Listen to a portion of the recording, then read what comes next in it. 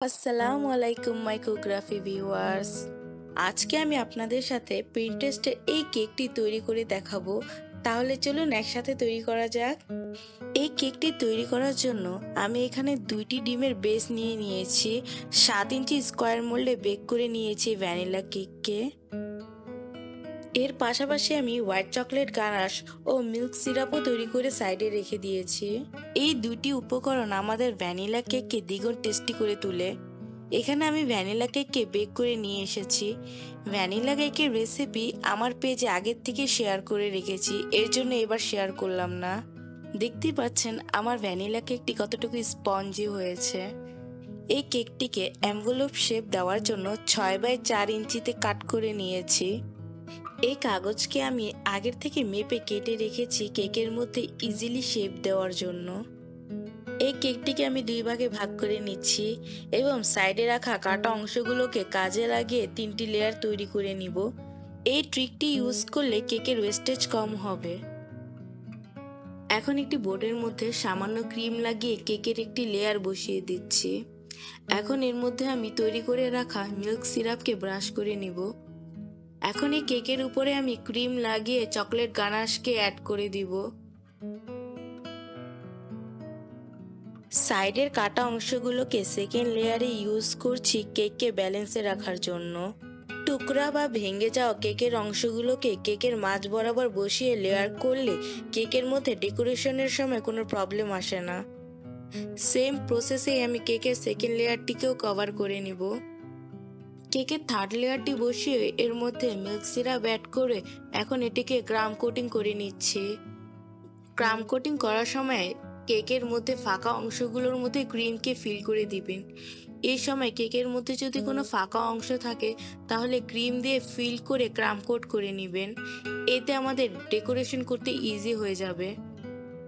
ক্রাম coat করার সময় কেকে ফিনিশিং দিয়ে নেবেন স্ক্রাপার দিয়ে, এতে করে সাইডের অংশগুলো সমান থাকে। এখন এই কেকটিকে আমাদের ভালো করে সেট করে নিতে হবে নেক্সট প্রসেসে যাওয়ার জন্য। এই সেম কালারের বেসটি তৈরি করার জন্য হুইপিং ক্রিমের মধ্যে সামান্য আমি রেডম্যানের অরেঞ্জ ফুড কালার দিয়ে দিয়েছি। এখন ওই ক্রিম থেকে সামান্য কিছু ক্রিম অন্য বাটিতে নিয়ে এর মধ্যে আমি পার্পল ও সামান্য পিঙ্ক কালার অ্যাড করে আরেকটি কালার তৈরি করে নিব। কেকটিকে ফ্রিজের থেকে নিয়ে এসেছি। এখন একটি পাইপিং ব্যাগের মধ্যে আমি রোজ নজলকে অ্যাড করে কেকের সাইডে ক্রিম লাগিয়ে এর মধ্যে ফ্রস্টিং করে নিচ্ছি যেন আইসিং করতে ইজি হয়। পাইপিং ব্যাগের সাহায্যে কেকের চারপাশে ফিনিশিং আনা ইজি হয়ে যায়, এর জন্য আমি পাইপিং ব্যাগ দিয়ে সবসময় ট্রাই করি কেকের ফিনিশিং করার জন্য। এখন একটি প্যালেট নাইফ দিয়ে কেকের চারপাশে সমান করে নিচ্ছি ক্রিমকে।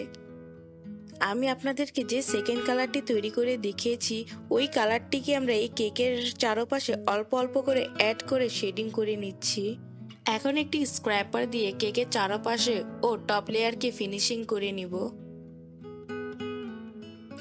এনভেলপ কাগজে যে ভাঁজটি পড়ে সেই ভাঁজটিকে ড্র করার জন্য আমি টুথপিককে এক সাইড থেকে আরেক সাইডে লম্বা টেনে নিয়েছি। এখন এই যে এই প্রিন্টেস্টে যে কেকটা ছিল ওর মধ্যে একটা ফ্লাওয়ার ছিল, বড় একটি ফ্লাওয়ার। ওই ফ্লাওয়ারটিকে তৈরি করার জন্য আমি রোজ নজলকে নিয়ে নিয়েছি। এখন এটি দিয়ে আমি একটি ফুল তৈরি করে দেখাবো। একদম সিম্পল ওয়েতে আমি একটি রোজ ফ্লাওয়ারকে তৈরি করে নিয়েছি। আপনারা ভিডিওটি লক্ষ্য করে দেখলেই বুঝতে পারবেন আমি কিভাবে এই রোজটি তৈরি করে নিয়েছি। যে কোনো ফ্লাওয়ার তৈরি করার জন্য অবশ্যই আগের থেকে ক্রিমের একটি বেস দিয়ে নেবেন, তারপর এর মধ্যে ফ্লাওয়ারকে তৈরি করে নেবেন, তাহলেই দেখবেন খুব সুন্দরভাবে ক্রিমের ফ্লাওয়ারগুলো তৈরি হয়ে গেছে। দেখতেই পাচ্ছেন আমার ফ্লাওয়ারটি কতটুকু সুন্দর হয়েছে কেকের জন্য। এখন দেখেন আমি কিভাবে কেকের মধ্যে এক্সট্রা প্যাটার্নসগুলোকে আগের থেকে তৈরি করে নিচ্ছি যাতে আমার ফ্লাওয়ারটি দেখতে সেম ভাইবই যেন আসে। এই প্যাটার্নসগুলোর মধ্যে আমি টুথপিক দিয়ে ডিজাইন করে নিচ্ছি।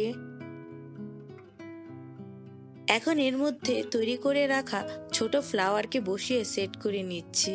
এখন দেখতেই পাচ্ছেন কেকটি দেখতে কতটুকু সেম লাগছে। এবার কেকের আশেপাশে জায়গায় জায়গায় ছোট বড় প্যাটার্নস তৈরি করে নিচ্ছি। এখানে আমি 2টি কালার ইউজ করেছি উপরের দিকে, নিচের জন্য শুধু আমি সেকেন্ড কালারটিকে ইউজ করেছি।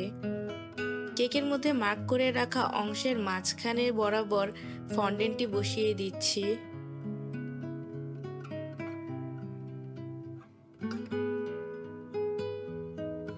কেক বোর্ডের চারপাশেও প্যাটার্স তৈরি করে নিচ্ছি।